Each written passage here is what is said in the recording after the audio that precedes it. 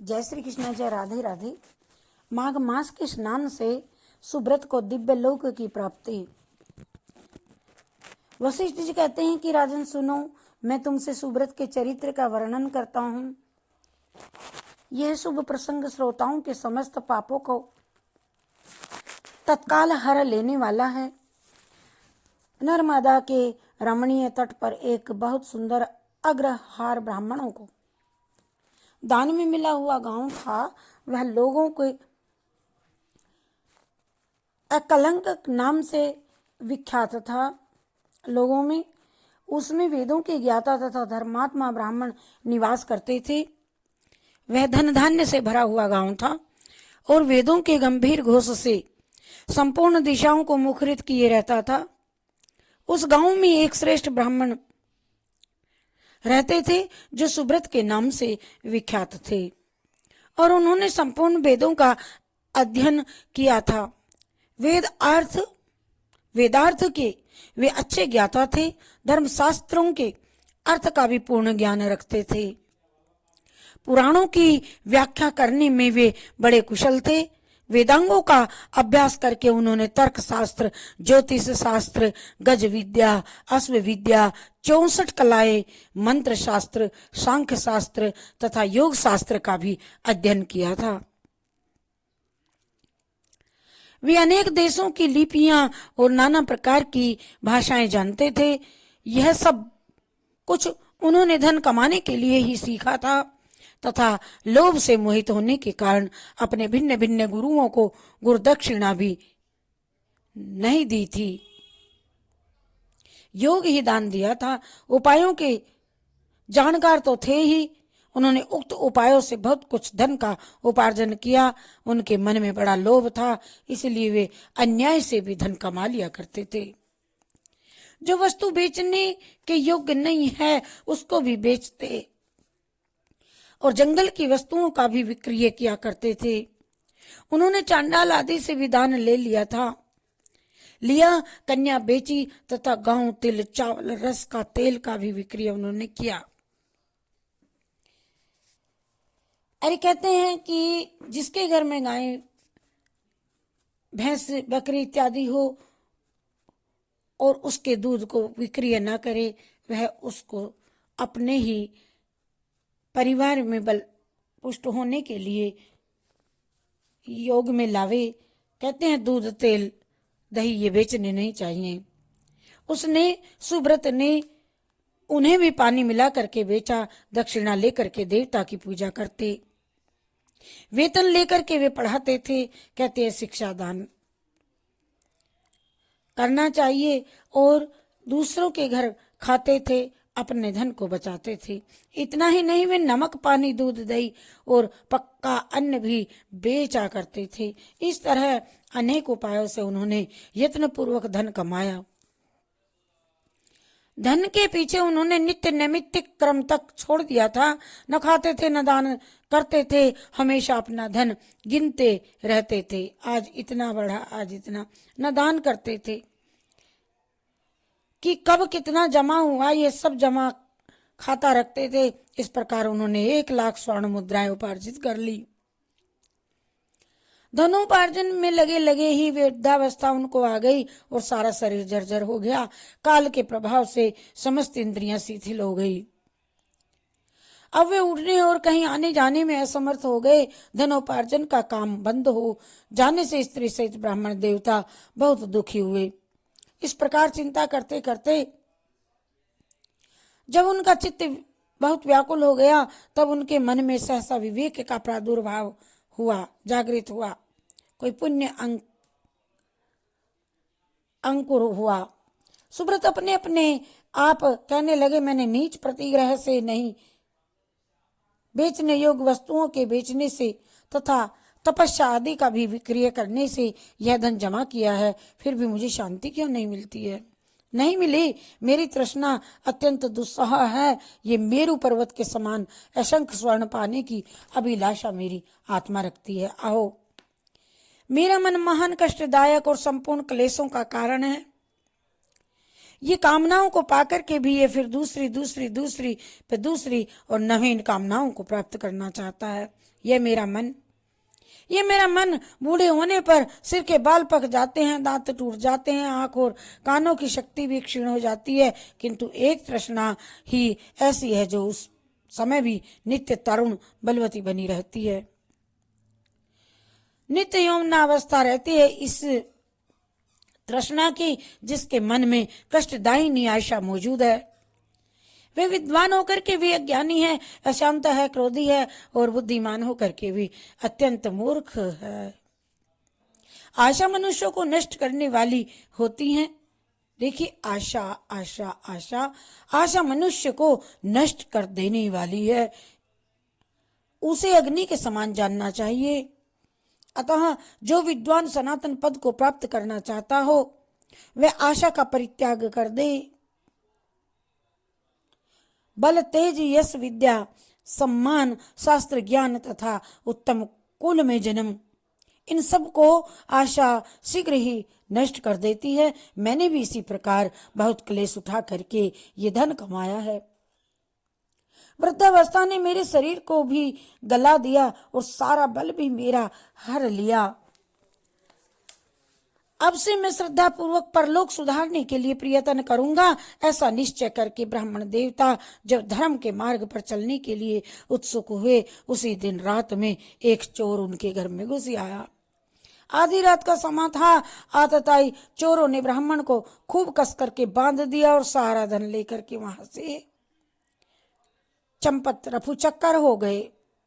चोरों के द्वारा धन छीन जाने पर ब्राह्मण अत्यंत दारुण विलाप करने लगा है। हाय हाय, मेरा धन कमाना धर्म भोग अथवा मोक्ष किसी भी काम में न आया। ना तो मैं उसे भोगा और ना ही मैंने किसी को जरूरत पड़ने पर दिया, न दान दिया, न मैंने दान किया, फिर किस लिए धन का उपार्जन मैंने किया। हाय हाय हाय, मैंने अपने आत्मा को धोखे में डाल करके ये क्या किया। सब जगह से दान लिया और मदिरा तक का मैंने विक्रय किया। पहले तो एक ही गऊ का प्रतिग्रह लेना नहीं लेना चाहिए, यदि एक को ले लिया तो दूसरी का प्रतिग्रह लेना कदापि उचित नहीं है। उस गौओं को भी यदि बेच दिया जाए तो वह 7 पीढ़ियों को दग्ध कर देती है। इस बात को जानते हुए मैंने ऐसा जानते समझते हुए भी मैंने लोभवश ऐसे ऐसे पाप किए हैं। धन कमाने के जोश में मैंने एक दिन भी एकाग्रचित होकर के अच्छी तरह संध्योपासना न की। मैंने कभी संध्योपासना नहीं की। गर्भ ध्यान रहित या सगर्भ ध्यान सहित प्राणायाम भी मैंने नहीं किया। 3 बार जल पी करके और 2 बार ओठ पहुंच करके भली बात आचमन नहीं किया। उतावली छोड़ करके और हाथ में कुश की पवित्री ले करके मैंने कभी गायत्री मंत्र का वाची को 500 अथवा मानस जप भी ना किया। जीवों को बंधन छुड़ाने वाले महादेव जी की आराधना मैंने कभी नहीं की। जो मंत्र पढ़ करके अथवा बिना मंत्र के ही शिवलिंग के ऊपर एक पत्ता या एक पुष्प डाल चढ़ा देता है, वह उसकी करोड़ों पीढ़ियों का उद्धार हो जाता है, किंतु मैंने कभी ऐसा नहीं किया। संपूर्ण पापों का नाश करने वाले भगवान विष्णु जी कभी संतुष्ट मैंने उनको नहीं किया और 5 प्रकार की हत्याओं के पाप शांत करने वाले 5 यज्ञों का अनुष्ठान करने वाले कर मैंने ये कभी नहीं किया। स्वर्ग लोक की प्राप्ति कराने वाले अतिथि के सत्कार से भी मैं सदैव वंचित रहा। सन्यासी का सत्कार करके उसे अन्न की भिक्षा नहीं दी मैंने। ब्रह्मचारी को विधि पूर्वक अतिथि के योग्य भोजन मैंने नहीं दिया। पश्चाताप करता है, मैंने ब्राह्मणों को भांति भांति के सुंदर एवं महीन वस्त्र नहीं अर्पण किए। सब पापों का नाश करने के लिए प्रज्वलित अग्नि में घी से भीगे हुए मंत्रपूत तिलों का हवन मैंने नहीं किया। श्री शुक्त पावमाणी ऋचा मंडल ब्राह्मण पुरुष सुत और परम पवित्र सतरुद्रीय मंत्र का जप भी मैंने नहीं किया और मैंने पीपल के वृक्ष का सेवन नहीं किया। अर्क त्रयोदशी का व्रत त्याग दिया। वह भी यदि रात को अथवा शुक्रवार के दिन पड़े तो तत्काल सब पापों को हरने वाली है। किंतु मैंने उनकी भी उपेक्षा कर दी। ठंडी छाया वाले सघन वृक्ष का पौधा नहीं मैंने कभी लगाया। सुंदर सैया और मुलायम गद्दे का दान मैंने नहीं किया। पंखा, छतरी, पान तथा मुख को सुगंधित करने वाली और कोई वस्तु भी ब्राह्मण को दान नहीं दी। नित्य श्राद्ध, भूत बलि तथा अतिथि पूजा भी मैंने नहीं की। उपयुक्त उत्तम वस्तुओं का जो लोग दान करते हैं वे पुण्य के भागी मनुष्य यमलोक में यमराज को, यमदूतों को और यमलोक की यातनाओं को नहीं देखते। किंतु मैंने यह भी नहीं किया, गौओं को ग्रास नहीं दिया, उनके शरीर को कभी नहीं खुजलाया।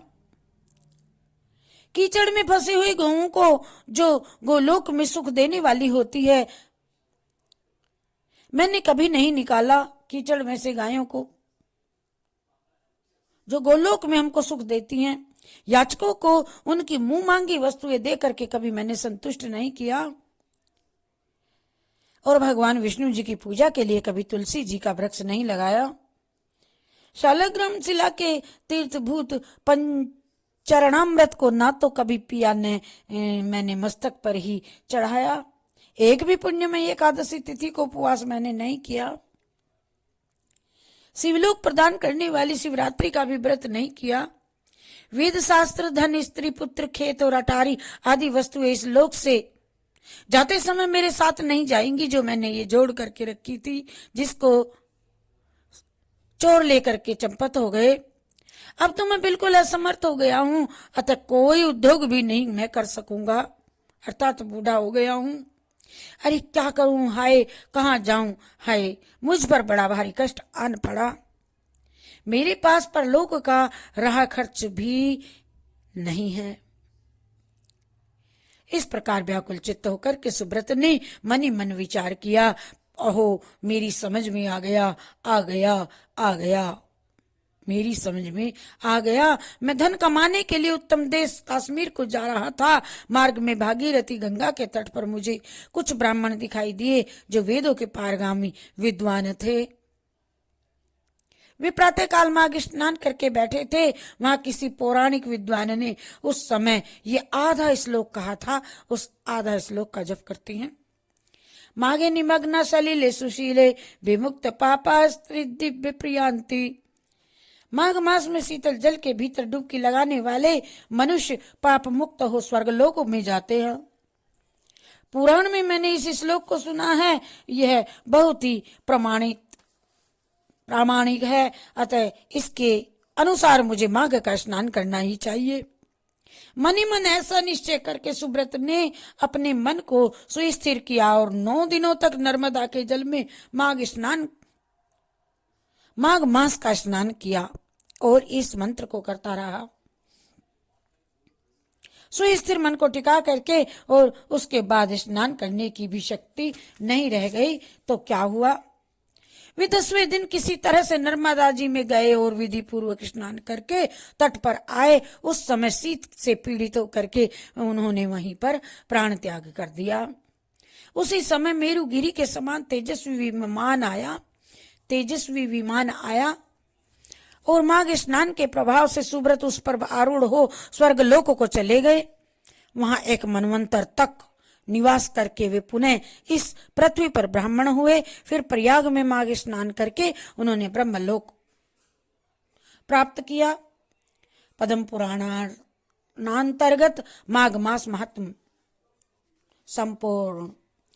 हरि शरणम हरि शरणम हरि शरणम हरि शरणम हरि शरणम हरि शरणम हरि शरणम हरि शरणम हरि शरणम